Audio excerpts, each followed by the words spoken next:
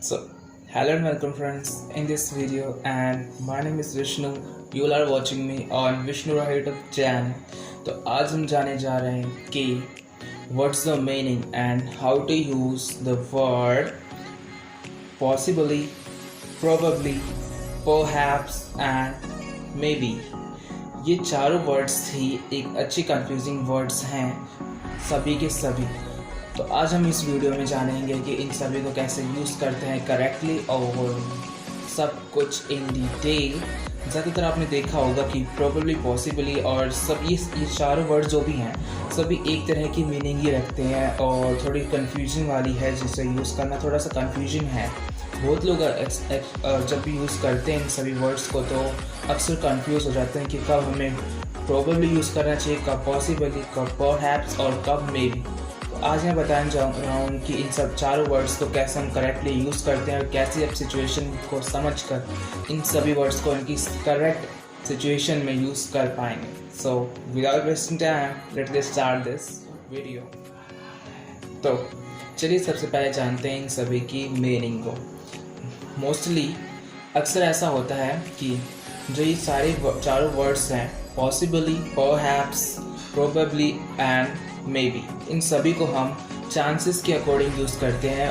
ज़्यादातर बोलते हैं शायद ये होए और ना होए, कौन जाने।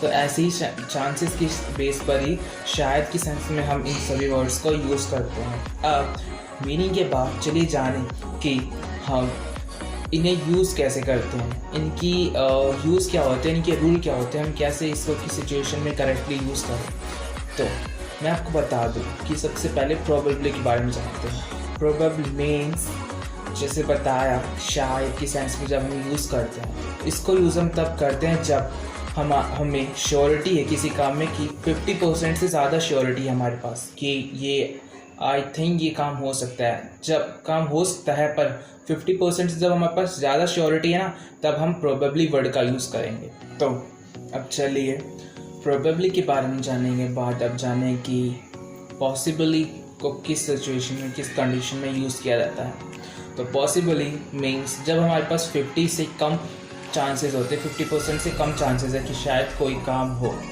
तो वहाँ पर हम पॉसिबली वर्ड का यूज़ करते हैं शायद के सेंस में।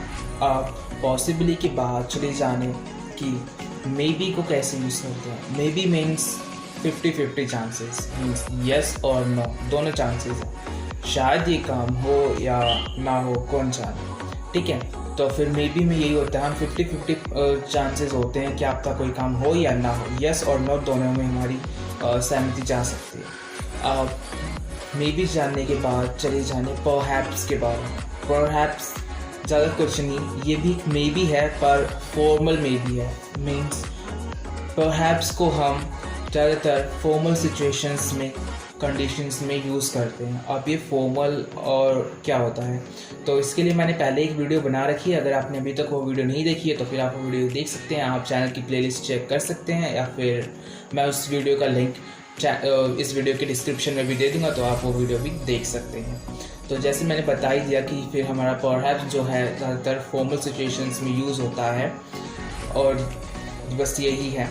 अब मैं हिंट के लिए बता दूं कि फॉर्मल सिचुएशन क्या होते हैं। मैं ज़्यादातर जब भी हम किसी भी ऑफिशियल काम में हम परहैप्स का यूज़ करेंगे। तो अब चलिए कुछ एग्जांपल्स के थ्रू जाने कि हम इन सभी वर्ड्स को कैसे यूज़ करते हैं करेक्टली और सही सिचुएशंस में। तो यहाँ पे मैं एक एग्जांपल ले रहा हूँ और उसी एग्जांपल में हम इन सभी वर्ड्स को जोड़कर समझेंगे कि कैसे इन सभी को करेक्टली से सही सिचुएशन में यूज़ किया जाता है। So let's start. तो हमारा एग्जांपल है ही इज़ हाइडिंग समथिंग। अब यहाँ पर हम इस सेंटेंस में ही हम पहले उन चारों वर्ड्स को एक एक करके रखेंगे, यूज़ करेंगे और समझेंगे कि कैसे कैसे किस किस सिचुएशन में हम कौन से वर्ड को यूज़ करना चाहिए।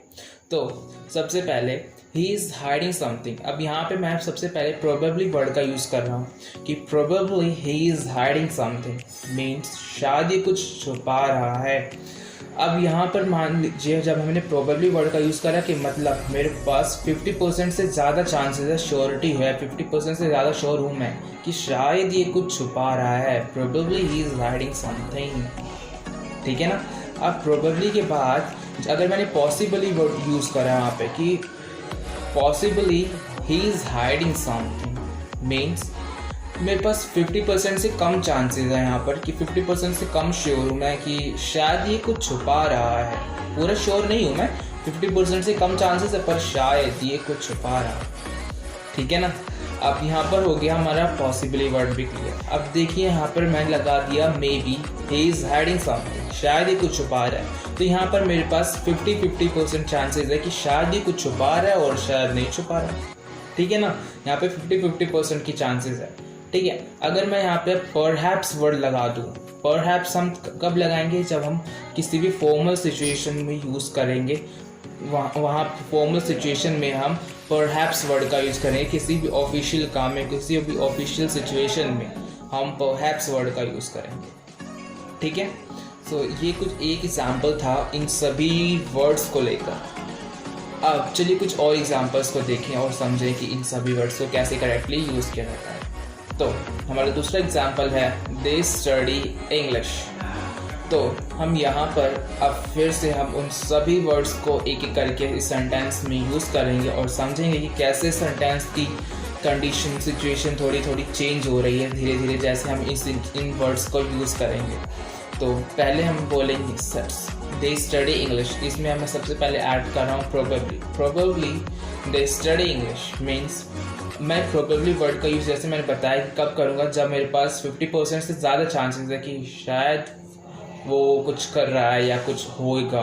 50% से जब ज़्यादा चांसेस है, तो जैसे एग्जांपल में बोला है कि probably they study English, probably they study English. तो मेरे पास 50% से ज़्यादा चांसेस है, श्योर हूँ मैं, 50% ज़्यादा श्योर हूँ कि प्रोबेबली शायद वे इंग्लिश पढ़ते हैं। ठीक है, मेरे पास 50% से ज़्यादा चांसेस है।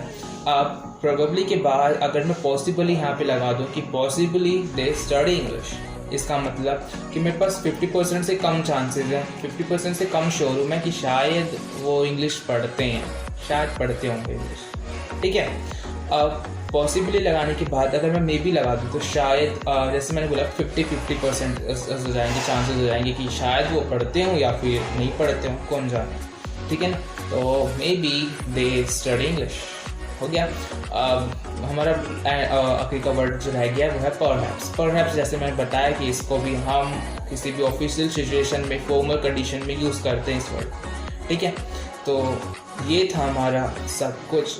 आई विश आपको इन दो एग्जाम्पल से सब कुछ समझ में आ गया हो कि इनकी क्या सिचुएशन है, कैसे इन सभी वर्ड्स को करेक्टली यूज़ किया जाता है। और अगर आपको भी कोई भी कन्फ्यूजन है तो आप मुझसे कमेंट करके पूछ सकते हो। I will try to solve your problem, and it was all in this video, and I wish you would like this video, and if you like, so please like and share this video and subscribe to my channel. I will see you soon with a new video. For the time, bye bye.